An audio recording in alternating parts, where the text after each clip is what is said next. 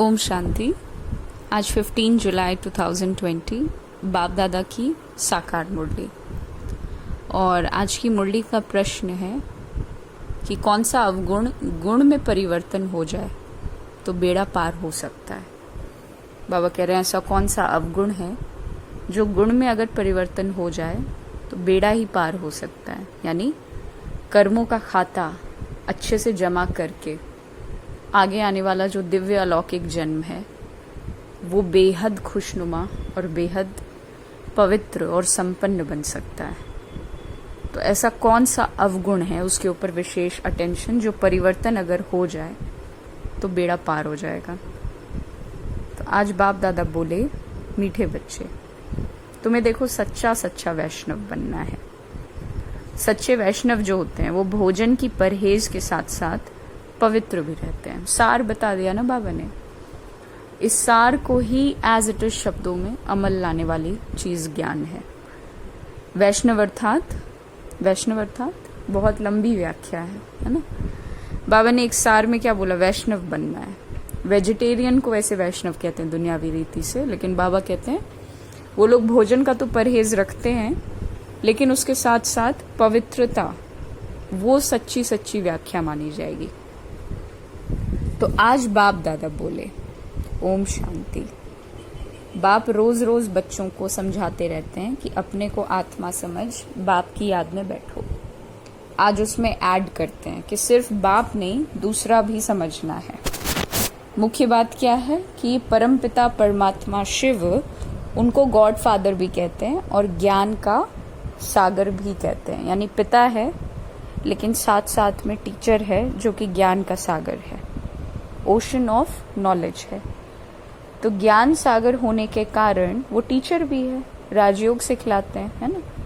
तो ये समझाने से समझेंगे कि सत्य बाप इन्हों को पढ़ा रहे हैं।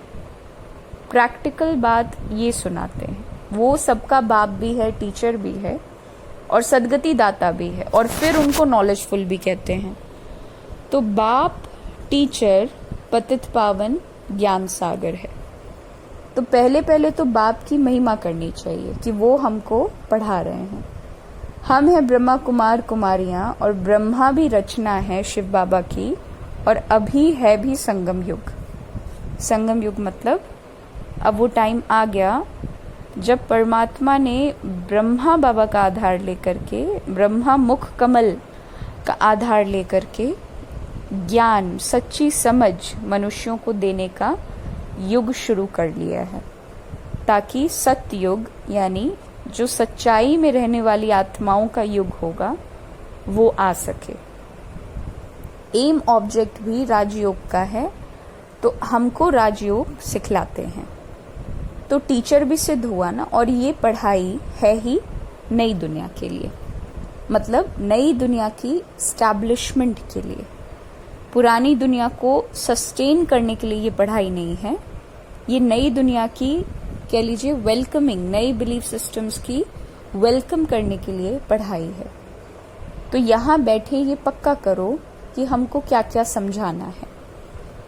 ये अंदर धारणा होनी चाहिए। ये तो जानते हैं कि कोई को जास्ती धारणा होती है और कोई को कम। तो यहाँ भी जो ज्ञान में जास्ती तीखे जाते हैं उनका नाम होता है, पद भी ऊंचा होता है। तो परहेज भी बाबा बतलाते ही रहते हैं कि तुम पूरे वैष्णव बनते हो। तो वैष्णव अर्थात जो वेजिटेरियन होते हैं, मांस मदिरा आदि नहीं खाते, परंतु विकार में तो जाते हैं ना। बाकी वैष्णव बना तो क्या हुआ? वैष्णव कुल के कहलाते हैं, अर्थात प्याज आदि तमोगुणी चीजें नहीं खाते। तुम बच्चे जानते हो तमोगुणी चीजें क्या क्या होती हैं। कोई अच्छे मनुष्य भी होते हैं जिसको रिलीजियस माइंडेड व भक्त कहा जाता है। सन्यासियों को कहेंगे पवित्र आत्मा, और जो दान आदि करते हैं उनको कहेंगे पुण्य आत्मा, दान पुण्य आत्मा, है ना। इससे भी सिद्ध होता है कि आत्मा ही दान और पुण्य करती है, इसलिए पुण्य आत्मा, पवित्र आत्मा कहा जाता है। अब आत्मा कोई निर्लेप तो नहीं है। अर्थात आत्मा जो कर्म करती है, ऐसा तो नहीं है कि उसका असर आत्मा पर नहीं पड़ता है। भक्ति में हालांकि सन्यासियों ने ऐसा कहा है ना, तो बाबा कहते हैं कि आत्मा कोई निर्लेप तो नहीं है ना, इसीलिए तो दान पुण्य करते हैं कि आगे के लिए हमारे लिए जमा हो। तो ऐसे अच्छे अच्छे अक्षर याद करने चाहिए। साधुओं को भी महान आत्मा कहते हैं, महान परमात्मा नहीं कहा जाता। तो सर्वव्यापी कहना ये रॉन्ग हो गया ना। सर्व आत्माएं हैं तो जो भी हैं सब में आत्मा हुई ना। पढ़े लिखे जो होते हैं वो सिद्ध करके बतलाते हैं क्या, कि झाड़ में भी आत्मा है। कहते हैं 84 लाख योनियां जो हैं उनमें भी आत्मा है। आत्मा न होती तो वृद्धि को कैसे पाता वो शरीर, है ना। बाबा ने कहा आत्मा न होती तो वृद्धि को कैसे पाती। आत्मा और शरीर दोनों एक दूसरे के लिए इक्वली इम्पोर्टेंट है, बिल्कुल इक्वली इम्पोर्टेंट है ना। जिस प्रकार आत्मा शरीर के बिना कर्म नहीं कर सकती, उसी प्रकार शरीर अपनी वृद्धि यानी अपना ग्रोथ आत्मा के बिना नहीं कर सकता। ग्रोथ तो बहुत छोटी बात हो गई, अगर शरीर में थोड़ा सा कट भी लग गया, हल्का सा कट भी लग गया, तो उसकी महसूसता भी, उसकी मरम्मत भी आत्मा करती है ना। तो बाबा ने क्या कहा कि मनुष्य की जो आत्मा है वो तो जड़ में जा नहीं सकती। शास्त्रों में ऐसी ऐसी बातें लिखती हैं, इंद्रप्रस्थ से धक्का दिया तो पत्थर बन गया। अब बाप बैठकर समझाते हैं। बाप बच्चों को कहते हैं देह के संबंध को तोड़ अपने को आत्मा समझो। सीधे बाबा ये नहीं कह रहे माँ बाप भाई बहन सबको भूल जाओ, ये कहने का अर्थ नहीं हुआ। लेकिन माँ बाप भाई बहन हैं इस भान से बाहर निकलो, क्योंकि वो आत्मा है। कर्मों के सिद्धांत के अनुसार हिसाब किताब को पूरा करने के लिए उन्होंने शरीर धारण किया है, और जब हिसाब किताब पूरा हो जाएगा तो वो उस वस्त्र को छोड़कर चले जाएंगे, तो वो आपके रिलेशंस नहीं हुए, सीधी बात। तो बाबा क्या कहते हैं, देह के संबंध को तोड़ो और अपने को आत्मा समझो, फिर मामेकम याद करो, है ना, तो विकर्म विनाश होंगे। तो बस तुम्हारे 84 जन्म अब पूरे हुए हैं। अब तमो प्रधान से सतो प्रधान बनना है। दुख धाम है अपवित्र धाम, शांति धाम और सुख धाम है पवित्र धाम। ये तो समझते हो ना। सुख धाम में रहने वाले देवताओं के आगे माथा टेकते हैं तो सिद्ध होता है कि भारत में नई दुनिया में पवित्र आत्माएं थी, ऊंच पद पाने वाले थे। अभी क्या गाते हैं देवताओं के आगे जाकर कि मुझ निर्गुण हारे में कोई गुण नहीं है। भी तो ऐसा ही ना, कोई गुण कहाँ है। मनुष्यों में देखो मोह बहुत होता है, मरे हुए को भी याद करते रहते हैं। बुद्धि में आता है ये मेरे बच्चे हैं, पति अथवा बच्चा मर गया तो उनको याद करते रहते हैं। स्त्री 12 मास तक तो अच्छी रीति याद करती है, मुंह ढक कर रोती रहती है। ऐसे मुंह ढक कर अगर तुम बाप को याद करो तो दिन रात ही बेड़ा पार हो जाएगा। बाप कहते हैं जैसे पति को तुम याद करती हो ना, ऐसे मुझे याद करो, तो तुम्हारे जो विकर्म हैं वो विनाश हो जाएंगे। बाप युक्तियां बतलाते हैं, ऐसे ऐसे करो। पोता मेल देखते हैं कि आज इतना खर्चा हुआ, इतना फायदा हुआ, बैलेंस रोज निकालते हैं ना, कोई मास निकालते हैं। अब यहाँ तो ये बहुत जरूरी है। बाप ने बार बार समझाया है।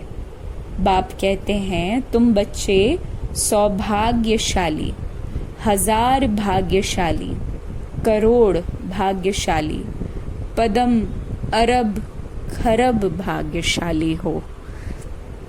दुनिया में अच्छी पेंटिंग्स बनाने वाले बहुत लोग मिल जाएंगे, लौकिक पढ़ाई करके टॉप करने वालों की गिनती बहुत मिलेगी, है ना। अच्छा आर्ट एंड क्राफ्ट, अच्छा म्यूज़िक में कमांड, ये सब बहुत छोटी मोटी चीज़ें जो कि अचीव करना बहुत डिफ़िकल्ट नहीं है। बाबा जो शिक्षा दे रहे हैं, जिससे 5 विकारों के ऊपर जीत पाई जाती है, जिससे कैरेक्टर डेवलप होता है, जिससे मनुष्य आत्मा बिल्कुल रिफाइन बनती है, जैसा कैरेक्टर, जैसा चरित्र बाबा हमारा बना रहे हैं, जो दृष्टिकोण तीसरे नेत्र के द्वारा बाबा दे रहे हैं, दुनिया में ये ढूंढने से भी नहीं मिल पाएगा। और इसी का कारण है कि आज इतना बाबा ने अवेयरनेस दिया कि 100 भाग्यशाली, 1000 भाग्यशाली, करोड़ भाग्यशाली, पदम अरब खरब भाग्यशाली हो। जो बच्चे अपने को सौभाग्यशाली समझते हैं वो ज़रूर अच्छी तरह से बाप को याद करते रहेंगे, वही गुलाब के फूल बनेंगे। ये तो नटशेल में समझाना होता है ना। बनना तो खुशबूदार फूल है, मुख्य है याद की बात। सन्यासियों ने योग अक्षर कहकर गलत कर दिया। लौकिक बाप ऐसे नहीं कहेंगे ना, मुझे याद करो, या पूछे कि मुझे याद करते हो।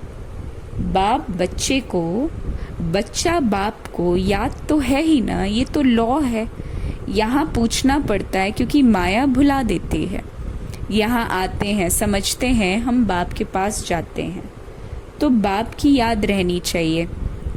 इसलिए बाबा चित्र भी बनाते हैं, तो वो भी तुम साथ में रखो, है ना। पहले पहले हमेशा बाप की महिमा शुरू करो।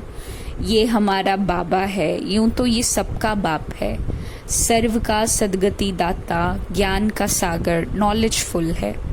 बाबा हमको सृष्टि चक्र के आदि मध्य अंत का ज्ञान देते हैं, जिससे हम त्रिकालदर्शी बन जाते हैं। त्रिकालदर्शी इस सृष्टि पर कोई मनुष्य नहीं हो सकता। तो बाप कहते हैं ये लक्ष्मी नारायण भी त्रिकालदर्शी नहीं है। ये त्रिकालदर्शी बनकर करेंगे क्या? तुम बनते हो और बनाते हो। इन लक्ष्मी नारायण में ज्ञान होता है तो परंपरा चलता ना, बीच में तो विनाश हो जाता है, इसलिए परंपरा तो चल ना सके। तो बच्चों को इस पढ़ाई का अच्छी रीति सिमरण करना है। तुम्हारी भी ऊंचते ऊंच पढ़ाई संगम पर होती है। तुम याद नहीं करते हो, देह अभिमान में आ जाते हो, तो माया थप्पड़ मार देती है। 16 कला संपूर्ण बनेंगे तभी तो विनाश की भी तैयारी होगी ना। वो विनाश के लिए और तुम अविनाशी पद के लिए तैयारी कर रहे हो। कौरव और पांडवों की लड़ाई हुई नहीं, कौरवों और यादवों की लगती है। तो ड्रामा अनुसार पाकिस्तान भी हो गया। वो भी शुरू तब हुआ जब तुम्हारा जन्म हुआ। तो अब बाप आए हैं तो सब प्रैक्टिकल होना चाहिए ना। यहाँ के लिए कहते हैं रक्त की नदियाँ बहती हैं, तब फिर घी की नदियाँ बहती हैं। अब देखो लड़ते रहते हैं, फलाना शहर दो नहीं तो लड़ाई करेंगे, यहाँ से पास ना करो, ये हमारा रास्ता है। अब वो क्या करें, स्टीमर कैसे जाएंगे? फिर राय करते रहते हैं। तो ज़रूर राय पूछते होंगे ना, मदद की उम्मीद मिली होगी, तो वो आपस में ही सब मिलकर ख़त्म कर देंगे। यहाँ फिर सिविल वॉर की ड्रामा में नूंद है। तो अब बाप कहते हैं मीठे बच्चे, बहुत बहुत समझदार बनो। यहाँ से बाहर घर में जाने से फिर भूल नहीं जाना। यहाँ तुम आते हो कमाई जमा करने, छोटे छोटे बच्चों को ले आते हो तो उनके बंधन में रहना पड़ता है। यहाँ तो ज्ञान सागर के कंठे पर आते हो तो जितनी कमाई करेंगे उतना अच्छा है, इसमें तुम्हें लग जाना चाहिए। तुम आते ही क्यों हो? अविनाशी ज्ञान रत्नों की झोली भरने। गाते भी है ना, भोलानाथ भर दे झोली। भक्त तो शंकर के आगे जाकर झोली भर दो कहते हैं, वो फिर शिव शंकर को एक समझ लेते हैं ना। शिव शंकर महादेव कह देते हैं तो महादेव बड़ा हो जाता है। ऐसी छोटी छोटी बातें बहुत समझने की हैं। तुम बच्चों को समझाया क्या जाता है कि अभी तुम ब्राह्मण हो, तुम्हें नॉलेज मिली है, पढ़ाई से मनुष्य सुधरते हैं, चाल चलन अच्छी होती है। तो अभी तुम पढ़ते हो, जो सबसे जास्ती पढ़ते और पढ़ाते हैं उनके मैनर्स भी अच्छे होते हैं। तुम कहेंगे सबसे अच्छे मम्मा बाबा के मैनर्स हैं। ये फिर हो गई बड़ी मम्मा, जिसमें प्रवेश कर बच्चों को रचते हैं। ब्रह्मा, ब्रह्म यानी बेहद, और माँ यानी माँ, तो ब्रह्मा बाबा बेहद की माँ है। माता पिता कंबाइंड हैं, तो कितनी गुप्त बातें हुई। जैसे तुम पढ़ते हो वैसे मम्मा भी पढ़ती थी, उनको एडॉप्ट किया ना। सयानी थी तो ड्रामानुसार सरस्वती नाम पड़ा। ब्रह्मपुत्रा बड़ी नदी है, मेला भी लगता है सागर और ब्रह्मपुत्रा का, तो ये बड़ी नदी ठहरी ना, तो माँ भी ठहरी। तो तुम मीठे मीठे बच्चों को कितना ऊंच ले जाते हैं। बाप तुम बच्चों को ही तो देखते हैं, उनको तो किसी को याद नहीं करना। इनकी आत्मा को तो बाप को याद करना होता है। बाप कहते हैं हम दोनों, यानी बच्चों को देखते रहते हैं, हम दोनों बाप दादा। मुझ आत्मा को तो साक्षी हो नहीं देखना है ना, परंतु बाप के संग में हम भी ऐसे ही देखता हूँ। बाप के साथ रहता हूँ ना, तो उनका बच्चा हूँ तो साथ में देखता हूँ। मैं विश्व का मालिक बनकर घूमता हूँ, जैसे कि मैं ही ये करता हूँ। मैं दृष्टि देता हूँ, देह सहित सब कुछ भूलना होता है। बाकी बच्चा और बाप जैसे एक हो जाते हैं। तो बाप समझाते हैं खूब पुरुषार्थ करो, बरोबर। मम्मा बाबा सबसे जास्ती सर्विस करते हैं। घर में भी माँ बाप बहुत सर्विस करते हैं ना, तो सर्विस करने वाले जरूर पद भी ऊंचा पाते हैं। तो फिर फॉलो करना चाहिए। जैसे बाप अपकारियों पर भी उपकार करते हैं, ऐसे तुम भी फॉलो फादर करो। पुरुषार्थ यही है ना। इसका भी अर्थ समझना है। बाप कहते हैं मुझे याद करो और किसी का मत सुनो। कोई कुछ बोले, सुना अनसुना कर दो। तुम मुस्कुराते रहो ना, तो वो आप ही ठंडा हो जाएगा। बाबा ने कहा था ना, कोई क्रोध करे तुम उन पर फूल चढ़ाओ ना, बोलो तुम उपकार करते हो, हम उपकार करते हैं। बाप खुद कहते हैं सारी दुनिया के मनुष्य मेरे उपकारी हैं। मुझे सर्वव्यापी कहकर मेरी कितनी ग्लानि करते हैं। मैं तो सबका उपकारी हूं ना। तो तुम बच्चे भी सबका उपकार करने वाले हो। तुम ख्याल करो हम क्या थे, अभी क्या बनते हैं। विश्व के मालिक बनते हैं। ख्याल ख्वाब में भी नहीं था ना। बहुतों को घर बैठे साक्षात्कार हुआ, परंतु साक्षात्कार से देखो कुछ होता नहीं है। आहिस्ते आहिस्ते झाड़ वृद्धि को पाता है ना। ड्रामा में जो भी आत्माएं हैं, कोई भी पार्ट से छूट नहीं सकती। ये चक्र फिरता रहता है। आत्मा कभी घटती नहीं, छोटी बड़ी वो नहीं होती। बाप बैठ मीठे बच्चों को समझाते हैं, कहते हैं बच्चे सुखदाई बनो। माँ कहती है ना आपस में लड़ो झगड़ो नहीं, तो बेहद का बाप भी बच्चों को कहते हैं याद की यात्रा सहज है। वो यात्रा तो जन्म जन्मांतर करते आए हो, फिर भी सीढ़ी नीचे उतरते पाप आत्मा बनते जाते हो। तो बाप कहते हैं ये रूहानी यात्रा है, तुमको इस मृत्यु लोक में लौटना नहीं। उस यात्रा से तो लौट कर आते हैं फिर वैसे के वैसे। तुम तो जानते हो हम स्वर्ग में जाते हैं। स्वर्ग था फिर होगा, ये चक्र फिरना है। दुनिया एक ही है, बाकी स्टार्स आदि में कोई दुनिया नहीं होती। ऊपर जाकर देखने के लिए कितना माथा मारते हैं, माथा मारते मारते मौत सामने आ जाएगा। तो ये सब साइंस है। ऊपर जाएंगे फिर क्या होगा, मौत तो सामने खड़ा है ना। एक तरफ ऊपर जाकर खोज करते हैं, दूसरी तरफ मौत के लिए बॉम्ब्स बना देते हैं। मनुष्यों की बुद्धि देखो कैसी है, समझते भी हैं कोई प्रेरक है। खुद कहते हैं वर्ल्ड वॉर जरूर होना है। ये वही महाभारत की लड़ाई। अब तुम बच्चे भी जितना पुरुषार्थ करेंगे उतना कल्याण करेंगे ना। खुदा के बच्चे तो हो ही, भगवान अपना बच्चा बनाते हैं, तो तुम भगवान भगवती हुए ना। लक्ष्मी नारायण को गॉड गॉडेस कहते हैं, कृष्ण को गॉड मानते हैं, राधा को इतना नहीं। सरस्वती का नाम है, राधे का नाम नहीं है। कलश फिर लक्ष्मी को दिखाते हैं, तो ये भी भूल कर दी है ना। सरस्वती के भी अनेक नाम रख दिए, वो तो तुम हो। देवियों की भी पूजा होती है, तो आत्माओं की भी पूजा होती है। बाप बच्चों को हर बात समझाते रहते हैं। अच्छा, मीठे मीठे सिकी लधे बच्चों प्रति माता पिता बाप दादा का याद प्यार और गुड मॉर्निंग। रूहानी बाप की रूहानी बच्चों को नमस्ते। हम रूहानी बच्चों की रूहानी बाप दादा को याद प्यार गुड मॉर्निंग और नमस्ते नमस्ते। प्रश्न का उत्तर वही है, सबसे बड़ा अवगुण है मोह। मोह के कारण संबंधियों की याद सताती है। बंदरी का मिसाल, किसी का कोई संबंधी मरता है तो 12 मास तक उसे याद करते रहते हैं, मुंह ढककर रोते रहते हैं। याद आती रहेगी। ऐसे ही अगर बाप की याद सताए, दिन रात तुम बाप को याद करो, तो तुम्हारा तो मानो बेड़ा ही पार हो जाएगा। जैसे लौकिक संबंधी को याद करते हैं, ऐसे बाप को याद करो ना, तो आहो सौभाग्य। धारणा के लिए मुख्य सार, जैसे बाप अपकारी पर भी उपकार करते हैं, ऐसे फॉलो फादर करना है। कोई कुछ बोले तो सुना अनसुना कर देना है, मुस्कुराते रहना है, एक बाप से ही बस सुनना है। सुखदाई बन सबको सुख देना है, आपस में लड़ना झगड़ना नहीं है। समझदार बन अपनी झोली अविनाशी ज्ञान रत्नों से भरपूर करनी है। आज का वरदान बड़ा मीठा है, दिल तख्त नशीन भव, और वो एक ही बात से है बस।